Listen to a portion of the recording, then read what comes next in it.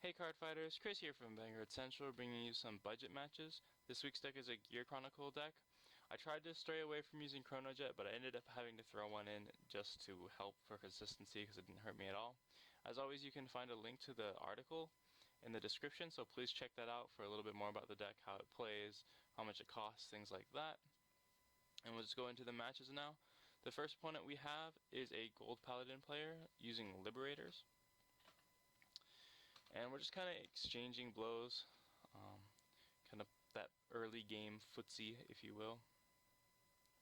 So a little bit more, I guess, about how I designed the deck. It's designed not really to focus on rewinding, which is what I like to call putting your opponent's cards on the bottom. And that way, it doesn't make the deck as reliant on what your opponent is doing.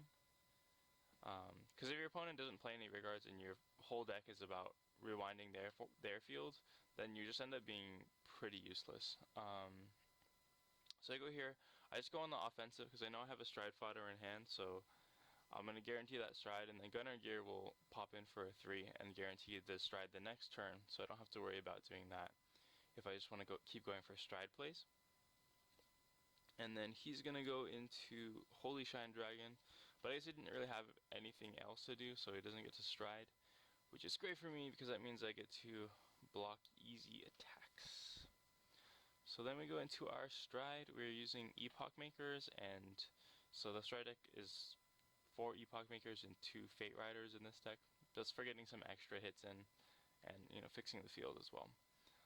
I kind of forgot to use Gunner Gear here, which is kind of a mistake, but I also tried to focus the deck on Dimension Expulsion Colossus, which you see, so that should give me some plays on the non-stride turns. So we get the crit, push him up to 5, yeah! And then we attack in rearguard, but he guards it. Since his turn, he's going to go into Can't Build Chicken Noodle Soup and get those attacks going again. So assume he's doing the Quill play just to get power on his other column. But I think that maybe is a little bit of a mistake because he could attack Vanguard first and hope for the on hit, and then go for like crits, and then if he needs to, he can go for the other one. And he ends up missing with Quill skill, which is unfortunate. And then he has a stand though, and I was not expecting that. And I wanted to keep cards, as you can see, to stride, which I could have done if I used Gunner Gear. Stupid. But here we have set up. Last turn we used upstream dragon, right, to call out an 8k vanilla, and then this time we have another upstream which is going to combo to make a 21 column without us having to put in any work at all. So for the attacks, drops out all his guard, but this last attack is going to be just a bit too much. Hitting 2 triggers bumps that upstream Mazer Gear column to 21, and that's the game.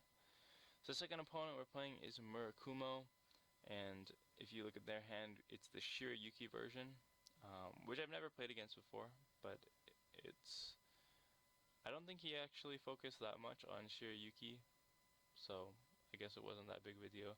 Get that early crit, nice. So then he goes on like a crazy offensive, and I'm like, oh, that's bad.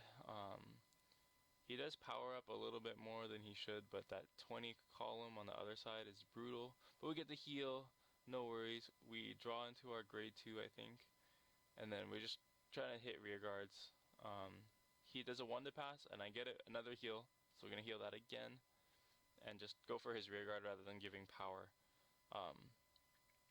He gets another heal, so heal crazy game this time, and those early attacks pushing me up a lot. And then, so I go to 3 this time, because I can't really keep staying at 2 or else I'm just going to fall too far behind.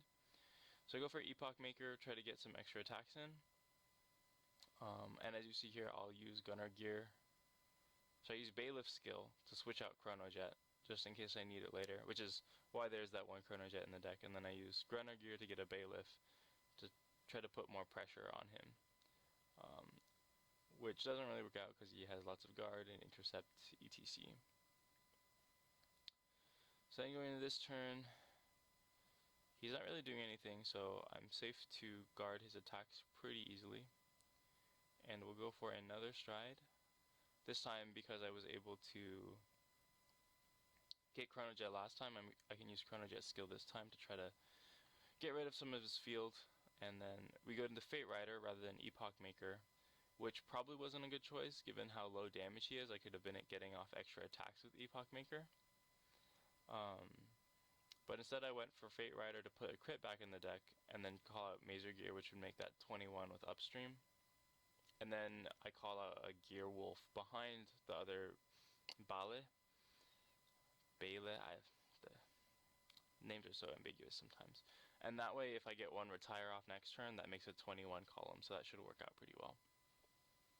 Unfortunately, I drove checked 2 3s and a grade 2, which is not good, and he takes advantage of this by calling out all his Lake Divers in a separate column to get an extra attack in, which is like very key to him. So I just no guard because I know I can't do anything if he gets a crit, but he doesn't get it, so yay, we're still going.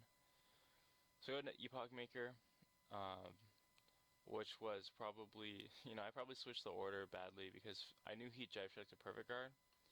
So if I Fate Rider, then I get some power on my rear guard columns, rather than just getting Perfect Guarded and not having an on-hit effect, right? So he goes into the Shiryuki stride again, which I think I didn't realize it was pretty awesome. I think maybe he's just running Shiryuki just so that he can repeatedly stride by calling Shiryuki from the deck and then bouncing it back to hand and having stride fodder next turn. But the same situation comes up. I need to guard. I don't have the guard, and he crits me. So that's the game. Thanks for watching, guys. As always, make sure to give us a like. It helps out a lot. If you have any comments, any thoughts about the deck, please tell us in the comments, yeah. And subscribe for more content. Vanguard Central, out.